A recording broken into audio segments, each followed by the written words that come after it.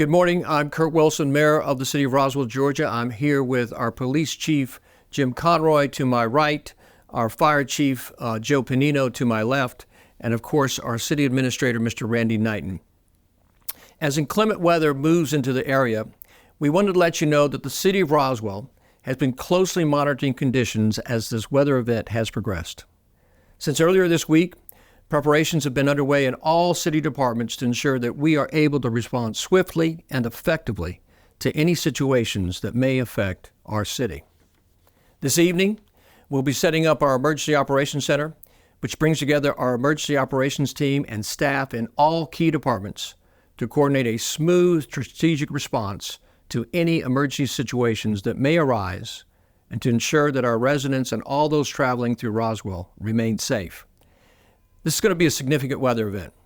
Residents should prepare for heavy rainfall of 4 to 10 inches with localized amounts over 12 inches, flash flooding and river flooding, and sustained winds of 60 miles per hour with wind gusts exceeding 70 miles per hour.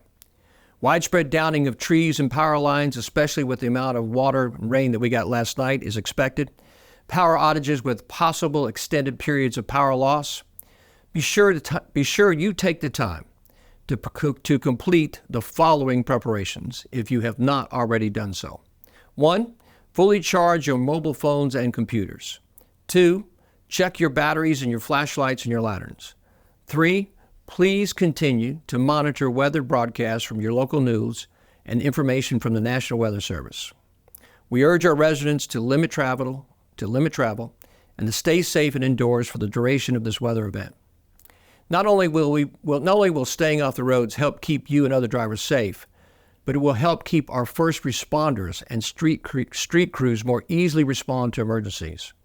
If you must travel on roads, please never drive through standing water. It only takes 1 foot of water to float a full-sized automobile, and 2 feet can sweep it away. Do not drive around barricades. They're there for your protection. Stay away from down power lines to avoid the risk of electrical shock. The City of Roswell will continue to share updates through our website, www.roswellgov.com, and on our social media pages. If you've not done so already, be sure you are signed up with the City of Roswell's e-notification service, Nixle. That's Nixle. This will alert you via text and email to road closings and other public safety advisories. You can sign up for Nixle at www.roswellgov.com/Nixle. That's Nixle. The City of Roswell thanks you for your cooperation during this weather event. Ensuring the safety of our community is paramount. I'm grateful to all our first responders, road crews, and other city staff for the work they've already done to prepare for this event, and the work that they'll continue to do throughout the duration of this weather event to keep our community safe for all of us. A quick note, and this is not in our briefing, is I'm one of those folks that gets trash service on Friday, so tomorrow. So if you're one of those folks like me that gets trash service tomorrow, we are not going to be obviously picking up trash and recycling with 60-mile-per-hour winds. I'd like for our Fire Chief, Joe Pennino, to weigh in a little bit and tell us a little bit what's going to happen with the EOC. Joe? Yeah, thank you, Mayor. As you mentioned, we will be activating the EOC tonight at 7 p.m. to ensure a coordinated response to any emergencies that happen around the city. We've mobilized cut teams to quickly clear roadways blocked by fallen trees and debris to ensure essential roads remain open. And additionally, our swiftwater rescue resources are on standby to assist in any areas that may experience flooding. And I want to reemphasize what the mayor said: avoid flooded roadways at all costs. It only takes a few inches of water to sweep a car away. Don't drive around the barricades. They're there for your safety. Prepare your emergency kits now. Make sure you have food, water, and all of your medications that you need. And if you're going to use a generator, if we experience power outages, make sure that you do so away from your home. Don't have generators indoors in the garage or near your home, because we don't want to deal with carbon monoxide poisoning for you or your family. And please avoid using candles if the power goes out. Obviously, that there's a risk of fire with that. This storm is expected to impact us in the overnight hours, so please ensure you're prepared. Stay informed, as the mayor said, by all different sources using your phone, local media outlets. We will be in constant communication with the National Weather Service, and we will be pushing out information as we get it. And just remember that your safety is our number one priority. And Joe, just to kind of reiterate, the EOC, you're going to stand it up at 7 o'clock tonight. It will remain active and in effect throughout the duration of this event, so it could be the entire weekend. Good. It runs in 12-hour shifts, and we expect really the big part of the storm to come in at about 6 a.m. or 7 a.m. tomorrow at this time. Yes, sir. So at that time, we absolutely want to avoid being on the streets. Our emergency crews, as the sun comes up, will be out on the roadways assessing the damage and putting plans in place to make sure that we clear the roadways and get everything back to normal operations just as soon as we can. Thanks, Joe. Chief, I know you've talked a lot about safety and obviously a huge part of taking care of our safety for the city.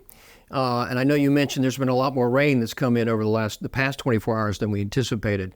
Can you talk to us a little bit about safety and what you'd like for us to do? Absolutely. As the fire chief mentioned, your safety is our top priority.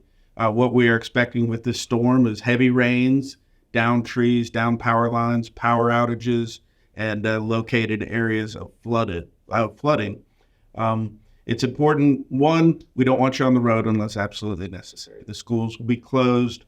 Please try to stay home and keep your family safe. But if you must drive, trees will be down, and they're very difficult to see, especially in the early morning and late evening and when it's dark.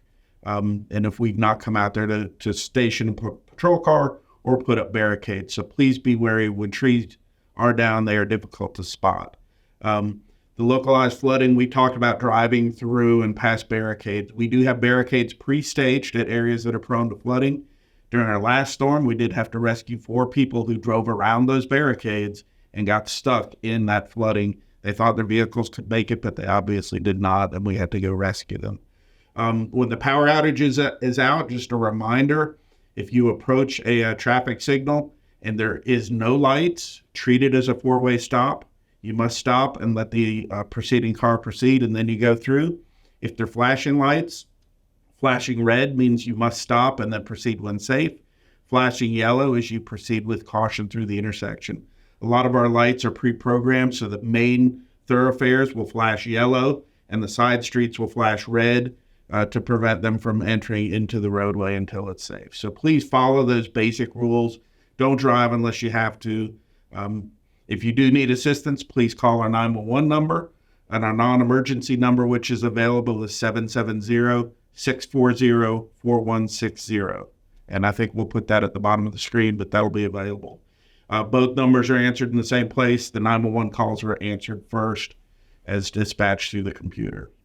Do you want to talk a little bit about that, Joe, in terms of the stacking of calls and how that happens so our residents and businesses understand what's happening with phone calls? Yes, absolutely. Thank you, Mayor. So at some point, we will have more activity than we can respond to. So what happens in the Emergency Operations Center is as those calls come in, we have staff and we will prioritize those calls. So obviously the life-threatening emergencies get responded to first, and things like down trees, we get to them when we can, and we will use alternative resources such as our parks crews, police department, even transportation department to respond to some of those non-emergency calls when possible.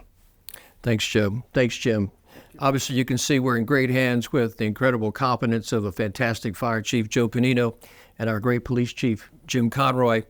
And they're all underneath the stewardship of our great leader, our City Administrator, Mr. Randy Knighton, who's got this great team ready to and prepared to take care of the City of Roswell this weekend.